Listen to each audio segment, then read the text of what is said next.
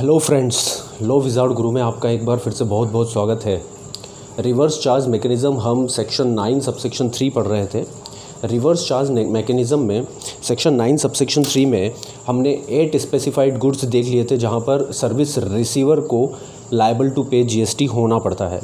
ठीक है, इसके साथ ही 20 स्पेसिफाइड सर्विसेज हमने पढ़ना था, जिसमें से 11 स्पेसिफाइड सर्विसेज हम पार्ट 2 के अंदर कवर कर चुके थे। पार्ट 3 के अंदर में 12 से लेकर 20 तक स्पेसिफाइड सर्विसेज कवर करूंगा, जहां पर आरसीएम के अंदर रिसीवर की लायबिलिटी होती है जीएसटी को पे करने की। Okay sir. अब 1 बाय 1 देखते हैं एक एक सर्विसेज को। अब ये 12 से लेकर 20 तक सभी बहुत बहुत इंपॉर्टेंट है और 3 से 4 सर्विसेज में ह्यूज अमेंडमेंट्स भी हैं, तो एग्ज़ाम के पॉइंट ऑफ व्यू से ये बहुत ज़्यादा रिलेवेंट है आपके लिए। ठीक है, तो आप पूरी तरह से इस पर समझने की कोशिश कीजिएगा। बेयर एक्ट से मैंने इसे ग्राफिकल फॉर्म में, टेबुलर फॉर्म में प्रेजेंट कर बहुत ही सिंप्लीफाइड मैनर में समझाने की कोशिश करिए दोस्तों। तो 12 नंबर की सर्विसेज मैंने रखा है। अच्छा, ये सीरियल नंबर बेयर एक्ट का नहीं है, बेयर एक्ट का सीरियल नंबर अलग हो सकता है, बट कुल टोटल 20 तरह की सर्विसेज हैं जिसमें आरसीएम लगता है, जिसमें 12th नंबर की सर्विसेज हम पढ़ने जा रहे हैं। Members of overseeing committee. यदि service provider member of overseeing committee हैं जो कि रिजर्व बैंक ऑफ इंडिया को सर्विसेज दे रहे हैं, मेंबर्स ऑफ ओवरसीइंग कमेटी किसी भी तरह की सर्विसेज यदि रिजर्व बैंक ऑफ इंडिया को दे रही है तो वहाँ पर आरसीएम के अंदर reserve bank of India liable to pay the service, liable to pay GST होगा। ये मेंबर ऑफ ओवरसीइंग कमेटी हैं क्या सर? ये ओवरसीइंग जैसा नाम से ही पता चल रहा है, इंडिया से बाहर की कुछ कमिटीज़ हैं, इंडिया से बाहर के कुछ ऑर्गेनाइजेशन से इंस्टीट्यूट्स हैं जो कि रिजर्व बैंक ऑफ इंडिया को सर्विसेज देते हैं। ठीक है, रिजर्व बैंक ऑफ इंडिया को बैंकिंग से रिलेटेड, इन्वेस्टमेंट से रिलेटेड, ठीक है, शेयर मार्केट से रिलेटेड बहुत सारी सर्विसेज, फाइनेंशियल सर्विसेज प्रोवाइड करते हैं, फाइनेंशियल असिस्टेंस प्रोवाइड करते हैं।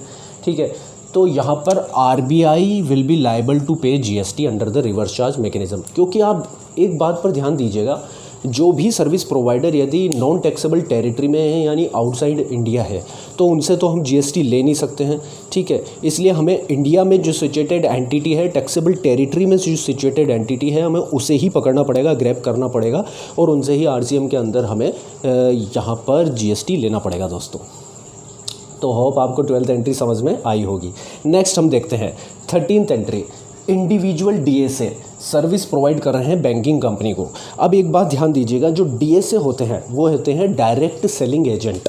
Direct selling agent, direct selling agent करते क्या हैं? एक्चुअल में बैंक्स को लोन्स को, बैंक के लोन्स के टारगेट्स को मीट आउट करने के लिए सर्विसेज देते हैं। ये एक तरह के एजेंट्स होते हैं, एजेंसीज होती हैं। बैंक्स के, फाइनेंशियल इंस्टीट्यूशंस के लोन्स के टारगेट्स होते हैं, annual targets, quarterly targets, half yearly targets होते हैं। तो उन्हें उनके लोन के टारगेट्स को मीट आउट करवाने के लिए ये सर्विसेज देते हैं। Relating to the marketing services ये प्रोवाइड करते हैं। डायरेक्ट सेलिंग एजेंट मतलब कि बैंक्स की सेल्स को बढ़ाने के लिए ये एजेंसी का काम करते हैं। जैसे ये प्रिंसिपल का सेलिंग एजेंट होता है जो उसकी सेल्स को बढ़ाने के लिए कार्य करता है, उसी तरह से बैंकिंग इंस्टीट्यूशन के सेलिंग एजेंट यानी कि उनके लोन्स को बढ़ाने के लिए काम करने वाले एजेंट डायरेक्ट सेलिंग एजेंट कहे जाते हैं। आप ये बात समझिएगा। तो सर यहाँ पर बैंकिंग कंपनी ही लायबल होगी to pay the GST under the reverse charge mechanism, जो डायरेक्ट सेलिंग एजेंट से सर्विसेज ले रही हैं। अब बात ध्यान रखना, यहाँ पर डायरेक्ट सेलिंग एजेंट इंडिविजुअल हैं। ठीक है, कोई बॉडी कॉर्पोरेट नहीं है। तो ये एक तरह के इंडिविजुअल हैं जो बैंक को सर्विसेज दे रहे हैं, बैंक के बिजनेस वॉल्यूम को बढ़ाने के लिए इन रेस्पेक्ट ऑफ लोन। ये केवल लोन को बढ़ाने के लिए ही अपना फोकस रखते हैं। बैंकिंग लोन्स को प्रमोट करने, बैंकिंग लोन्स को बढ़ाने के लिए, बैंकिंग लोन्स की मार्केटिंग करने के लिए अपनी सर्विसेज देते हैं और इसके लिए इन्हें कमीशन मिलता है। अब ये जो कमीशन इन्हें मिलता है तो उस पर इन्हें जीएसटी पे करने की ज़रूरत नहीं है, बैंकिंग कंपनी को जीएसटी पे करना पड़ता है। ओके, 14 एंट्री पे अब हम आते हैं। 14 एंट्री क्या कहती है सर? ये मोस्ट इम्पोर्टेंट एंट्री है, इसमें अमेंडमेंट भी हुआ है। म्यूज़िक कंपोज़र, फोटोग्राफर, आर्टिस्ट या इसी तरह के और अन्य व्यक्ति या प्रोफेशनल्स और ऑथर, यहाँ पर ऑथर पहले था, अब मैंने इसे काट इसलिए रखा है क्योंकि ऑथर को यहाँ से हटा दिया गया है। कहने का मतलब ऑथर को यहाँ से हटाकर एक अलग एंट्री बनाई गई है, एक अलग एंट्री बनाई गई है, उसे हम नेक्स्ट एंट्री में समझेंगे, ठीक है। तो sir music composer, photographer, artist और इसी तरह के प्रोफेशनल यदि सप्लाई करते हैं सर्विसेज की transfer of permitting the use of copyrights. इन्होंने म्यूज़िक कंपोज़ किया, फोटोग्राफ़र्स के जो पिक्स हैं उनका उन्हीं के पास अधिकार होता है, कॉपीराइट्स होता है, पेटेंट्स होता है। आर्टिस्ट के पास भी अपनी कला और अपनी आर्टिस्टिक एक्टिविटीज़ का कॉपीराइट होता है।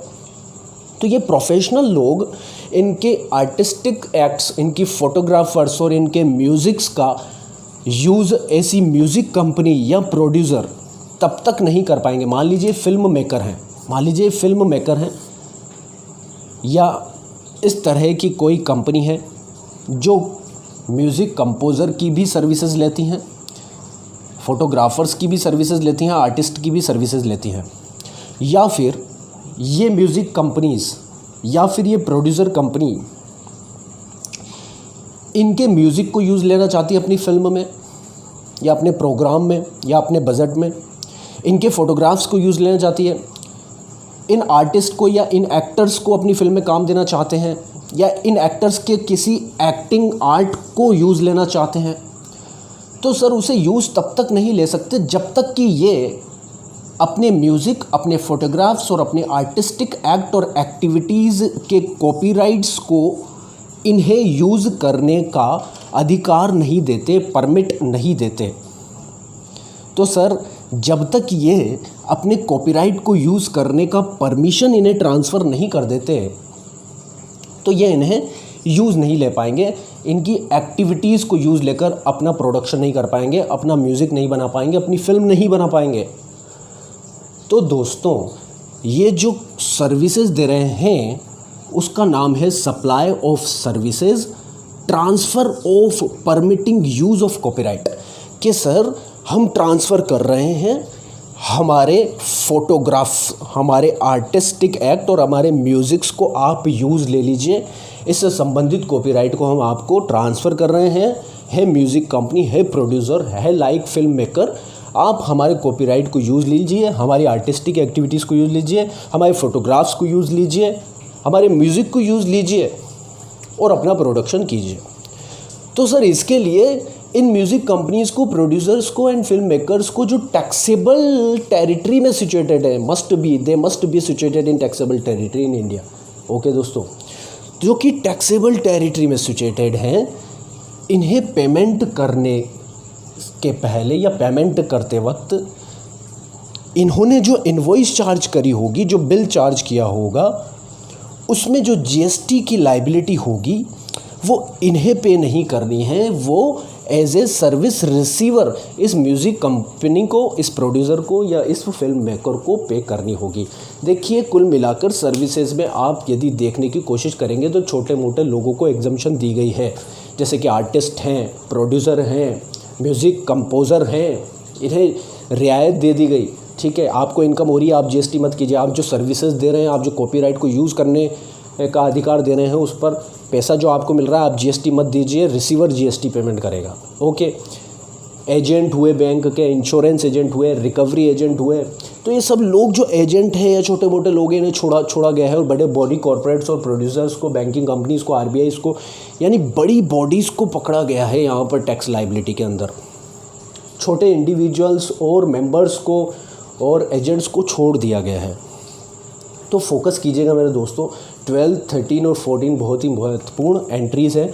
यहाँ पर पहले ऑथर भी हुआ करते थे जो कि कॉपीराइट्स को यूज़ करने का, जैसे इन्होंने कोई बुक राइट करी है, ठीक है इन्होंने कुछ बुक लिखी है, ये चेतन भगत हैं, और अपनी बुक को यूज़ करने का उससे रिलेटेड कॉपीराइट ऑब्वियसली इनके पास होंगे।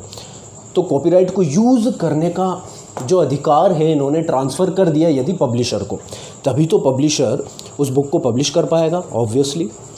तो सर यहाँ पर पब्लिशर को जीएसटी पे करना पड़ता था। अब यहाँ पर अमेंडमेंट लाया गया, और अमेंडमेंट के बाद क्या कहा गया वो एंट्री नंबर 15 में पढ़ेंगे।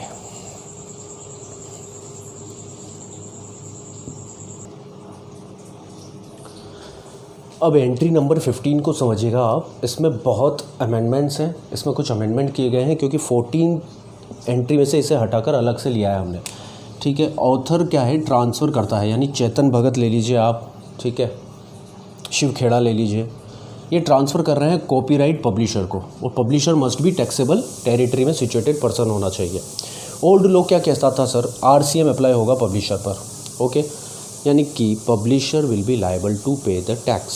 ओल्ड लॉ ये कहता था रिवर्स चार्ज मैकेनिज्म पब्लिशर पर लगेगा। नया लॉ अमेंडमेंट के बाद क्या कहता है, न्यू लॉ कहता है सर, न्यू लॉ एक ऑप्शन देता है। ऑप्शन किसको देता है ऑप्शन देता है ऑथर को कि सर यदि आप रजिस्टर्ड है ना GST के अंदर तो आइए, वेलकम है, फॉरवर्ड चार्ज मैकेनिज़्म के अंदर आप GST का पेमेंट कर लीजिए और सर ITC बुक कर लीजिए। ऑब्वियसली रिवर्स चार्ज मैकेनिज़्म में जब पब्लिशर GST का पेमेंट करता था तो सर पब्लिशर को ITC मिलता था, ऑथर को तो मिलता नहीं था। अब ऑथर को एक ऑप्शन दिया गया, देखिए एंट्री नंबर 15 ये मेरी है, बट लॉ के अंदर बेयर एक्ट के अंदर एंट्री नंबर 9A के नाम से इसे इंसर्ट किया गया, क्योंकि जो लास्ट एंट्री हमने 14 पढ़ी थी वो लॉ के अंदर बेयर एक्ट के अंदर एंट्री नंबर 9 है, ठीक है। तो सर ऑथर जब GST का पेमेंट करेगा तो author must be registered under the GST and author को ये ऑप्शन फॉरवर्ड चार्ज मैकेनिज़्म का जो उसने अवेल किया है उसका ITC बुक करने के लिए वो अधिकृत होगा क्योंकि वो रजिस्टर्ड है। दूसरी बात, इस ऑप्शन को वो 1 साल तक विड्रॉ नहीं कर सकता, यानी कि फॉरवर्ड चार्ज मैकेनिज़्म के अंदर GST का पेमेंट यदि वह करता है तो अगले 1 साल तक करेगा जब उसने ऑप्शन को अवेल किया है। 1 साल तक उसे कंटिन्यूस इस ऑप्शन को अवेल रखना पड़ेगा कम से कम, उससे पहले इस ऑप्शन को वो विड्रॉ नहीं कर सकता। दूसरी बात, उसे डिक्लेरेशन देना पड़ेगा GST NC1 के अंदर एनेक्सर 2 के अंदर, GST NC1 एनेक्सर 2 के अंदर उसे डिक्लेरेशन देना पड़ेगा कि मैंने इस तारीख से इस ऑप्शन को अवेल किया है, मैं एक रजिस्टर्ड पर्सन हूँ, ठीक है, मैं फॉरवर्ड चार्ज मैकेनिज़्म के अंदर GST का पेमेंट करूँगा and publisher will not be liable to pay GST under the RCM because I have avail the option for the forward charge mechanism as a registered person, okay, and I will be entitled for the ITC and this declaration is given under the GST NC1 Annex 2। Okay sir, बात समझ में आती है। तो sir amendment के बाद क्या author he liable होगा फॉरवर्ड चार्ज मैकेनिज़्म के लिए? मैंने ऐसा नहीं बोला है। ओल्ड लॉ के अंदर पब्लिशर लाइबल था, नए लॉ के अंदर ऑथर को ऑप्शन मिल चुका है कि यदि आप रजिस्टर्ड पर्सन हैं तो आइए, वेलकम है। फॉरवर्ड चार्ज मैकेनिज़्म के अंदर आपको टैक्स पे करना चाहते हैं तो कीजिए। देखिए क्या है, ऑथर बहुत सारे बेनिफिट लेना चाहता है GST के अंदर, क्योंकि वो कुछ इनपुट सर्विसेज भी अवेल करता होगा तो उन पर भी उसको ITC बुक करना होगा। तो यदि फॉरवर्ड चार्ज मैकेनिज़्म के अंदर यदि आउटपुट टैक्स लाइबिलिटी जो उस पर क्रिएट हुई है ट्रांसफ़र ऑफ कॉपीराइट से रिलेटेड, तो उसके आउटपुट टैक्स लाइबिलिटी में से इनपुट टैक्स पर दिए गए GST का क्रेडिट लेकर उसको बेनिफिट ज़्यादा दिख रहा होगा और अपने बिजनेस वॉल्यूम को भी वो ज़्यादा बढ़ाना चाहता होगा एज ए रजिस्टर्ड पर्सन, तो इस ऑप्शन को वह अवेल कर सकता है। ये हुई एंट्री नंबर 5 हमारी, और बेयर लॉ की एंट्री नंबर 9A जो नई इंसर्ट की गई, बहुत ही मोस्ट इम्पोर्टेंट है, इसे वापस से रिवाइज़ कर लीजिएगा। ग्राफिकली मैंने प्रेजेंट कर बहुत सिंपल कर दिया है आप लोगों के लिए दोस्तों, ओके। अब इसके बाद एंट्री नंबर 16 में ड्रॉ करने जा रहा हूँ।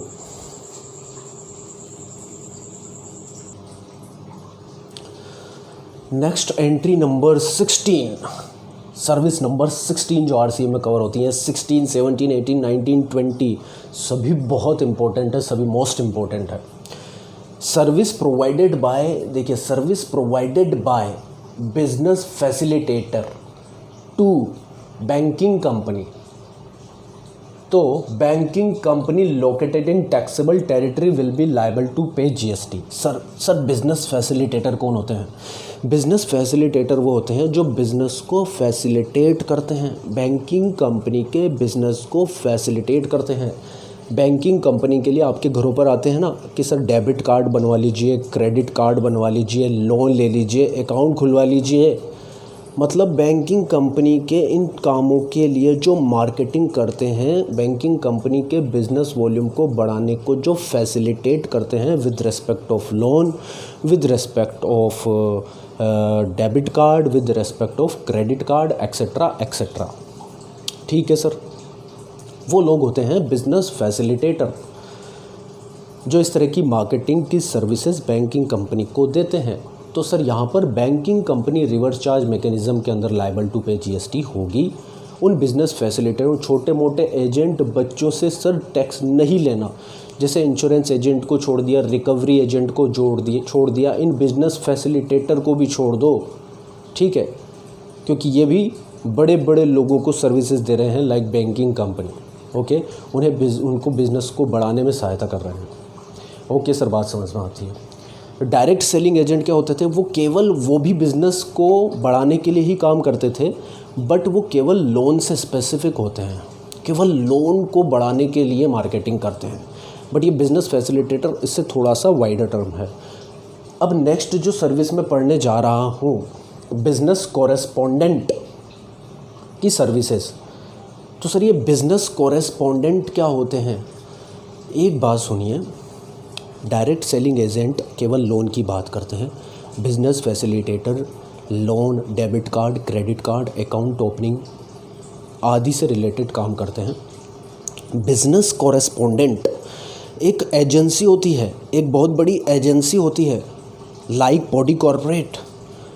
उसमें बहुत सारे लोग एम्प्लॉयड होते हैं, उसके एजेंट होते हैं, एजेंसी के रूप में उसके लिए काम करते हैं, उस बॉडी कॉर्पोरेट के लिए, उस बिज़नेस कॉरेस्पॉन्डेंट के लिए काम करते हैं। तो सर ऐसे एजेंट ऑफ बिज़नेस कॉरेस्पॉन्डेंट अपनी सर्विसेज दे रहे हैं बिज़नेस कॉरेस्पॉन्डेंट को। बीसी मतलब बिज़नेस कॉरेस्पॉन्डेंट के एजेंट बिज़नेस कॉरेस्पॉन्डेंट को सर्विसेज दे रहे हैं। तो सर बताइए आप, आरसीएम के अंदर बिज़नेस कॉरेस्पॉन्डेंट पर ही टैक्स की लायबिलिटी आएगी। सर ये बिज़नेस कॉरेस्पॉन्डेंट होते क्या हैं जिन्हें ये छोटे मोटे एजेंट सर्विसेज देते हैं?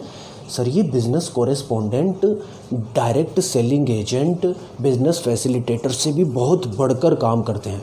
बैंकिंग कंपनी और फाइनेंशियल इंस्टीट्यूशंस के लिए लार्ज लेवल पर बिज़नेस को ले जाने के लिए काम करते हैं, नेशनल इंटरनेशनल लेवल पर मार्केटिंग करते हैं उनके बिज़नेस की। ठीक है, बिज़नेस को ये बहुत ही लार्ज लेवल पर ले जाने के लिए कार्य करते हैं। तो सर ये सर बिज़नेस फैसिलिटेटर से भी वाइडर रेंज पर कार्य करते हैं। जब बैंकिंग कंपनी क्या करती है, एक कॉरपोरेट्स को या एक बिज़नेस कॉरेस्पॉन्डेंट को, जो एक इंडिविजुअल नहीं है, एक बॉडी कॉरपोरेट है या फिर कुछ और भी हो सकता है, ऑर्गेनाइजेशन भी हो सकता है, उन्हें हायर करती है कि हमारे बिज़नेस वॉल्यूम को आप नेशनल इंटरनेशनल लेवल पर ले जाइए, उसकी हर तरह से मार्केटिंग कीजिए, प्रिंट मीडिया में उसकी मार्केटिंग कीजिए, सोशल मीडिया में उसकी मार्केटिंग कीजिए, हमारी फ्रेंचाइजीज़ को सेल करवाइए। ठीक है, किसी भी तरह से हमारे बिज़नेस वॉल्यूम को बहुत तेज़ गति से बढ़वाइए, एडवर्टाइजमेंट करवाइए। तो ये बिज़नेस कॉरेस्पॉन्डेंट है, ये अपने एजेंट को लगा देते हैं इस काम के लिए। ठीक है, तो सर ये एजेंट इस कंपनी को थोड़ी सर्विसेज दे रहे हैं, ये एजेंट तो बिज़नेस कॉरेस्पॉन्डेंट को सर्विसेज दे रहे हैं। तो सर यहाँ पर बिज़नेस कॉरेस्पॉन्डेंट आरसीएम के अंदर लायबल टू पे जीएसटी होगा। अब ऑब्वियसली ये बिजनेस कॉरेस्पॉन्डेंट एक रजिस्टर्ड पर्सन होना चाहिए, लोकेटेड इन टैक्सेबल टेरिटरी। बहुत सिंपल कर दी है मैंने एंट्रीज़ को। आप इन एंट्रीज़ को पढ़ने के बाद बेयर एक्ट को पढ़ना, आपके पास जो भी बुक्स अवेलेबल हैं उनसे आप पढ़ना, ये चीज़ें आपको बहुत क्लियर कट समझ में आएंगी। तो सर ये रजिस्टर्ड पर्सन होते हैं, एक्चुअल में तो यही लोग इन्हें सर्विस प्रोवाइड करते हैं बैंकिंग कंपनी को। यस, तो सर यहाँ पर जो आरसीएम की बात की गई है वह की गई है service provided by an agent of business correspondent to the business correspondent के लिए, जहाँ पर बिजनेस कॉरेस्पॉन्डेंट रजिस्टर्ड पर्सन है लोकेटेड इन टैक्सेबल टेरिटरी, तो business correspondent will be liable to pay GST under the RCM. Okay, but business correspondent actual में banking companies को अपनी services दे रहे हैं, इनसे सर्विसेज लेकर। ऑब्वियसली इनके मार्केटिंग टारगेट्स को ये मीट आउट कर रहे हैं। तो सर यहाँ पर आरसीएम की बात नहीं है और ये सर्विस फॉरवर्ड चार्ज मैकेनिज़्म के अंदर कवर होगी, जिस पर बिजनेस कॉरेस्पॉन्डेंट ही लायबल टू पे जीएसटी होंगे। ओके सर, इतनी बात समझ में आती है। अब नेक्स्ट एंट्री देखते हैं 18, 19 एंड 20। फिर हमारा सर्विस से रिलेटेड रिवर्स चार्ज मैकेनिज़्म ख़त्म। फिर हम पढ़ेंगे 9 सबसेक्शन 4। ओके, तो इस वीडियो को देखिए 17 तक ही रखते हैं। 3 सर्विसेज पार्ट 4 में हमें कवर करनी पड़ेगी, क्योंकि पार्ट 4 में हमें 9 सबसेक्शन 4 भी पढ़ना है। वहाँ भी आरसीएम की बात की गई है रियल एस्टेट बिजनेसेस के लिए, तो उसे भी मुझे इंटरप्रेट करना पड़ेगा, ग्राफिकली फॉर्म में प्रेजेंट करना पड़ेगा, ताकि आप चीज़ें अच्छे से समझ पाएँ। अभी मैं इन्हें कवर करूँगा तो ये लेक्चर, ये वीडियो ज़्यादा लेंथी हो जाएगा, ठीक है। वैसे तो मैं आपके इंटरेस्ट को डाउन नहीं होने दूँगा, लिंकेज बनाकर रखूँगा, अंडरस्टैंडिंग बनाकर रखूँगा। और कुछ सुधार की ज़रूरत हो तो बोल देना दोस्तों, कमेंट बॉक्स में कुछ क्वेश्चंस हो, क्वेरी हो तो पूछ लिया करो। Okay, thank you, bye bye, good luck.